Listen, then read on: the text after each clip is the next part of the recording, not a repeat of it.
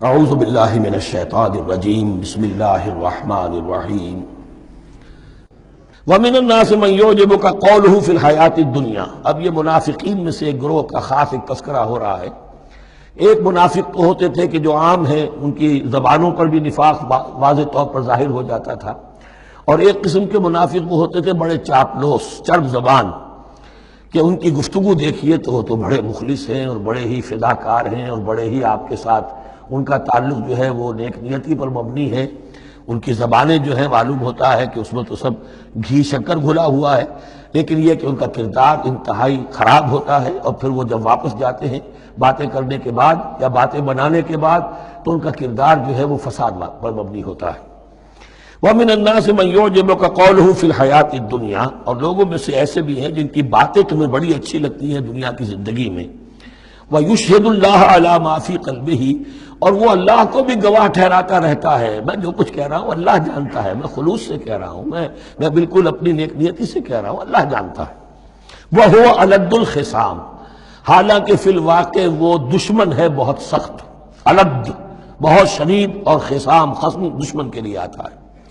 وَإِذَا تَوَلَّى، جب وہ پیٹھ موڑ کے جاتا ہے، سعى فِي الْأَرْضِ، اب وہ زمین میں جو بھاگ دوڑ کرتا ہے، لِيُفْسِدَ فِيهَا، اس میں فساد مچائے، وَيُهْلِكَ الْحَرْثَ وَالنَّسْلَ، اور ہلاک کرے، کہیں کسی کی کھیتی جلا دی، کہیں کسی کا کوئی جانور جو ہے وہ ختم کر دیا، مار دیا۔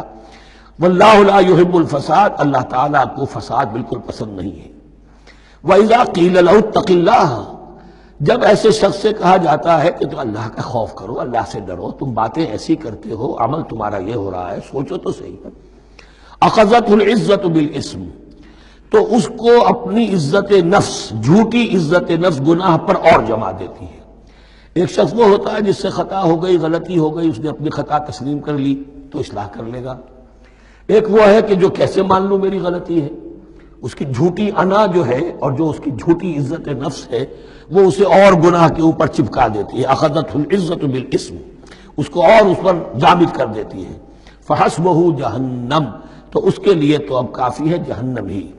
وَلَبِئْسَ الْمِہَادُ، اور یقیناً وہ بہت برا ٹھکانہ ہے۔ روایات میں آتا ہے کہ یہ شخص خاص تھا اخنس ابن شریق، اس کا یہ کردار ہے، لیکن یہ کہ یہ تو یوں سمجھیے کہ شان نزول کے اعتبار سے یہ بات ٹھیک ہے، اور یہ کہ تعویل خاص میں اس کو بھی سامنے رکھیں گے، لیکن یہ وہی ہے، کردار ہے، یہ کردار ہر جگہ آپ کو ملے گا۔ اصل میں کردار کو پہچاننا چاہیے اور اس کے حوالے سے اللہ تعالیٰ سے ہدایت طلب کرنی چاہیے کہ اس کردار سے اللہ تعالیٰ ہمیں اپنی حفظ ایمان میں رکھے۔ وَمِنَ النَّاسِ مَن يَشْرِي نَفْسَهُ ابْتِغَاءَ مَرْضَاتِ اللَّهِ، قرآن کا یہ عام اسلوب ہے کہ تقابل ضرور کرتا ہے، فوری تقابل۔ تو اس میں لوگوں میں سے وہ بھی ہیں جو اپنے آپ کو بیچ دیتے ہیں اللہ کی رضا جوئی کے لیے، اپنا تن من دھن، ان صلاتی و نسکی و محیای و مماتی للہ رب العالمین۔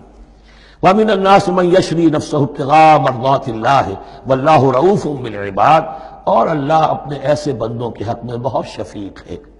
ظاہر بات ہے جس نے یہ ارادہ کر لیا ہو، نیت کر لی ہو، کبھی ایسے شخص سے بھی کوئی کوتاہی ہو سکتی ہے، حالات ہو سکتے ہیں عارضی سے، کبھی جذبات میں آ کر کوئی غلط قدم اٹھ گیا، اللہ پہ معاف فرمائے گا، بڑی شفقت کے ساتھ معاف فرمائے گا۔ طے کر لے انسان، ایک سیدھا راستہ یہی بن جائے، ان صلاتی و نسکی و محیای و مماتی للہ رب العالمین۔ تو پھر یہ ہے کہ کوئی تیز دوڑے گا، کوئی آہستہ چل سکے گا، مختلف صلاحیتوں کے لوگ ہوتے ہیں، اس میں فرق و تفاوت رہے گا، لیکن جس نے یہ عزم کر لیا ہے اللہ تعالیٰ ان کے حق میں بہت شفیق ہے۔ یا ایھا الذین آمنوا ادخلوا فی السلم کافہ، اے اہل ایمان اسلام میں داخل ہو پورے کے پورے۔ یہ گویا کہ وہ بات اب کہی جا رہی ہے کہ جس کا ریورس یا کانورس ہم بنی اسرائیل کے ساتھ جو خطاب تھا اس میں پڑھ چکے ہیں۔ افتؤمنون ببعض الکتاب وتکفرون ببعض، کیا تم ہماری کتاب، ہمارے دین، ہماری شریعت کے ایک حصے کو مانتے ہو اور ایک کو رد کر دیتے ہو؟ فما جزاء من يفعل ذلك منكم الا خزي في الحياة الدنيا ويوم القيامة يردون الى اشد العذاب، تو جو کوئی بھی تم میں سے یہ روش اختیار کرے گا اس کی کوئی سزا اس کے سوا نہیں ہے کہ دنیا میں ذلت اور خواری ان پر مسلط کر دی جائے اور قیامت کے دن شدید ترین عذاب میں جھونک دیے۔ اس کو اب مثبت پیرائے میں مسلمانوں سے کہا جا رہا ہے، یا ایھا الذین آمنوا ادخلوا فی السلم کافہ، ریزرویشنز کے ساتھ نہیں، ایکسیپشنز کے ساتھ نہیں۔ اللہ کی بندگی تو کرنی ہے، اس معاملے میں نہیں۔ اللہ کے حکم تو ماننا ہے لیکن یہ حکم نہیں میں مان سکتا، یہ ایک کی بھی نفی جو ہے وہ گویا کہ کل کی نفی ہو جائے گی۔ ادخلوا فی السلم کافہ، ٹیک اٹ اور لیو اٹ، یہ پیکج ڈیل ہے، اس میں جزوی بات نہیں ہو سکتی۔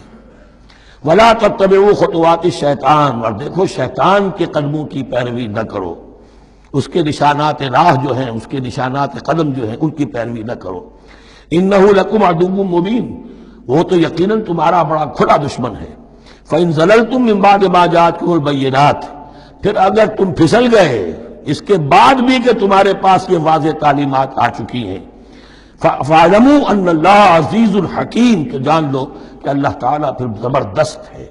اس میں دھمکی کا پہلو آ گیا کہ پھر اللہ کی جو ہے پکڑ سخت ہوگی، حکیم بھی ہے، اس کی پکڑ میں بھی حکمت ہے۔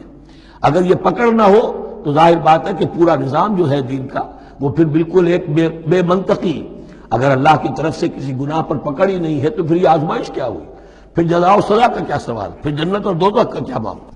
هل ينظرون الا ان ياتيهم الله في ظلل من الغمام والملائكة وقضي الامر۔ ایک جو نفس انسان کو پٹی پڑھاتا ہے وہ تو یہ ہے کہ دین کا یہ حصہ تو آرام سے کرتے رہو، جو میٹھا وہ حق اور جو کڑوا ہے وہ تو۔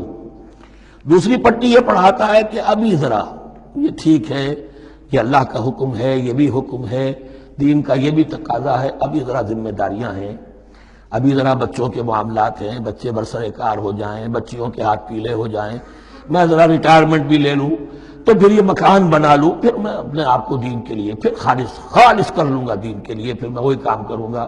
یہ سب سے بڑا دھوکہ ہے، وہ وقت کبھی نہیں آتا۔ اسی لیے فرمائے کس شے کا انتظار کر رہے ہیں؟ هل ينظرون الا ان ياتيهم الله في ظلل من الغمام، کہ اللہ تعالیٰ آ جائے بادلوں کے سائبانوں میں، والملائکۃ اور فرشتے آ جائیں، وقضی الامر اور پھر فیصلے چکا دیا جائے گا۔ کیا معلوم کب وہ گھڑی آ جائے، یہ مہلت عمر تو اچانک ختم ہو سکتی ہے۔